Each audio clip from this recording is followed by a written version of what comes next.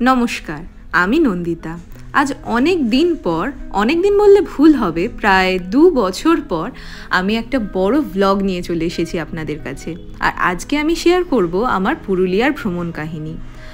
রাত প্রায় 11টা নাগাদ আমাদের বাস ছেড়েছিল পুরুলিয়ার উদ্দেশ্যে। তারপর প্রায় 9 থেকে 10 ঘন্টা যাত্রাপথ অতিক্রম করে বহু শহর, বহু গ্রাম পেরিয়ে অবশেষে আমরা পৌঁছালাম শালশিমুল পলাশের দেশ পুরুলিয়া।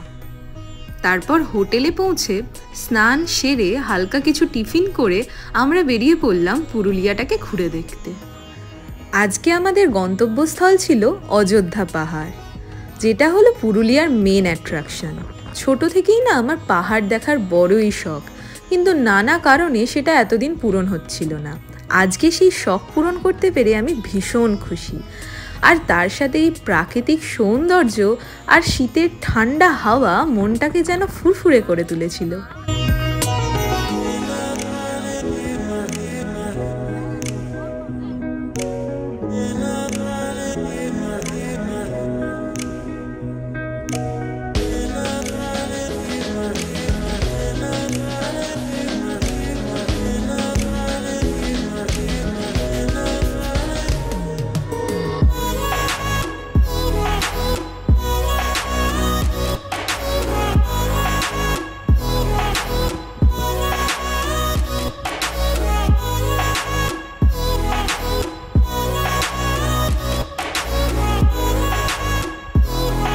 প্রথমেই আমরা এসেছিলাম লহরিয়া শিব মন্দির, আর বাবা মহাদেবের দর্শন করে মনটা খুবই ভালো হয়ে গেছিল।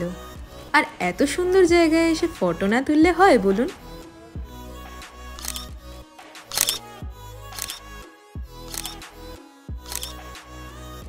এরপরে আমরা আসলাম আপার ড্যাম ভিউ পয়েন্টে। এই প্রাকৃতিক সৌন্দর্য দেখে আমরা মন্ত্রমুগ্ধ হয়ে গেছিলাম।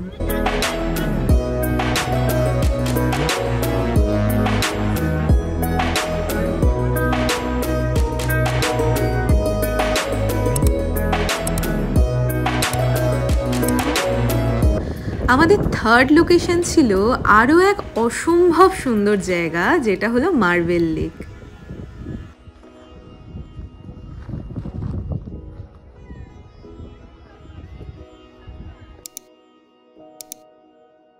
আর এই যে ফটোটা দেখছেন, এটা হলো মার্বেল লেকের একটা 360 ডিগ্রি ভিউ। এই লোকেশনের আরও কিছু ফটো আপনাদের সাথে শেয়ার করলাম।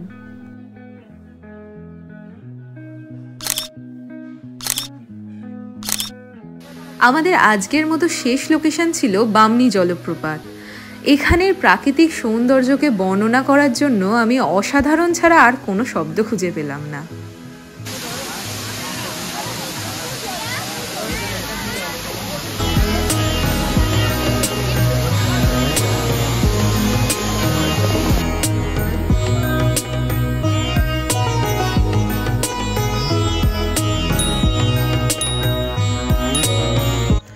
সন্ধেবেলা আমাদের হোটেল থেকে একটি ছৌ নাচের অনুষ্ঠান আয়োজন করা হয়েছিল।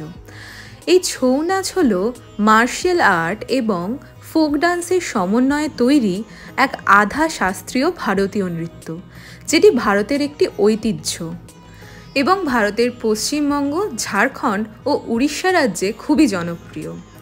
এই ছৌ নাচ 2010 সালে ইউনেস্কোর ইনট্যাঞ্জিবল হেরিটেজ লিস্টের সাথেও যুক্ত হয়েছে।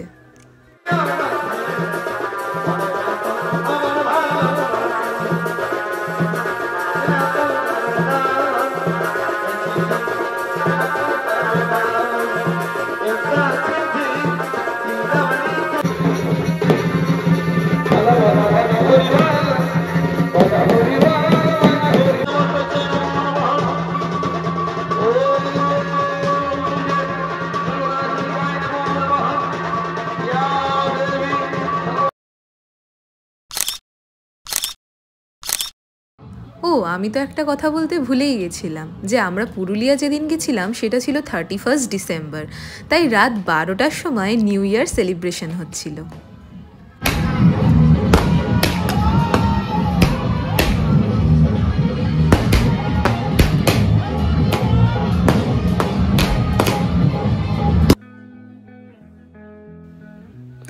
এরপর হলো 1 জানুয়ারি। আর সেটা ছিল পুরুলিয়াতে আমাদের শেষ দিন, তাই হোটেলে বসে থাকার তো কোনো প্রশ্নই ওঠে না। আবার আমরা সকাল সকাল বেরিয়ে পড়লাম পুরুলিয়াকে ঘুরে দেখতে।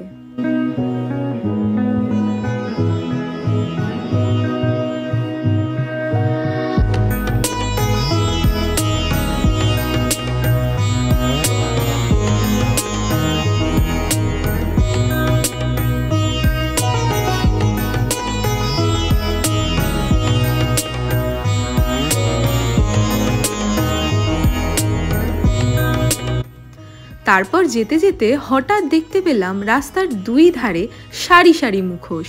জানতে পারলাম এটাই হলো সেই মুখোশ পাড়া।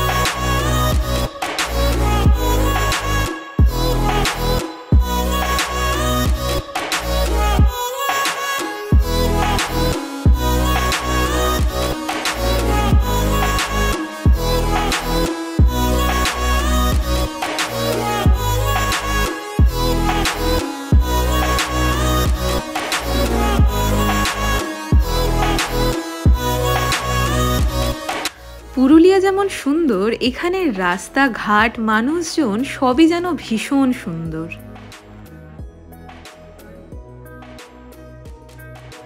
আমার সাথে সাথে আপনারাও এই প্রাকৃতিক সৌন্দর্য অনুভব করছেন তো? আমি জানি নিশ্চয়ই করছেন।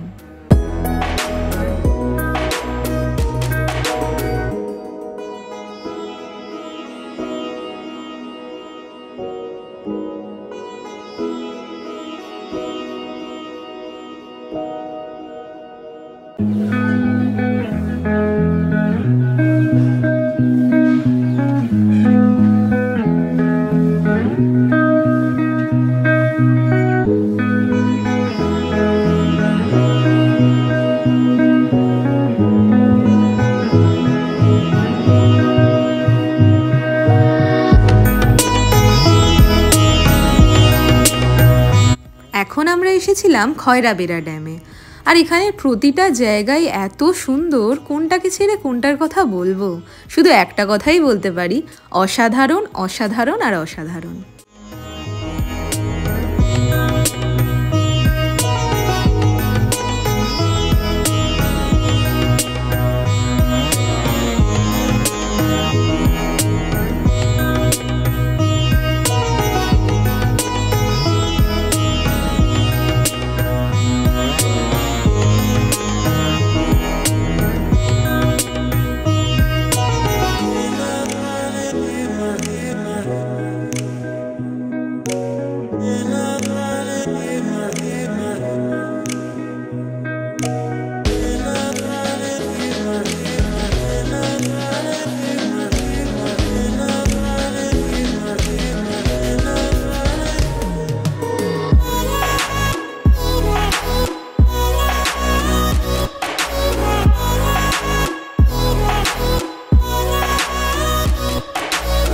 আর আমরা যেখানেই যাই, ফুচকা দেখলে তো লোভ সামলানো যায় না, তাই এখানেও একটু টেস্ট করে নিলাম।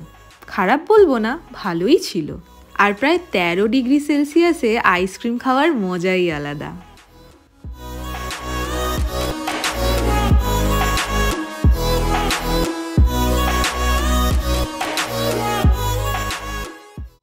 এরপর হোটেলে ফেরার পথে আবার সেই মুখোশ পাড়াতে আসলাম কিছু মুখোশ কেনার জন্য।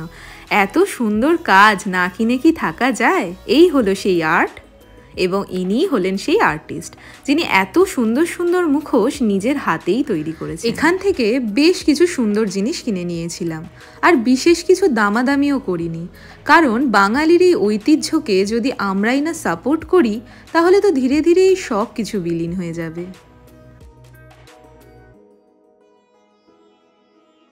এই আদিবাসী স্বামী স্ত্রীর মুখোশ এবং এই কথাকলি নৃত্যের মুখোশ আমার ভীষণ পছন্দ হয়েছিল।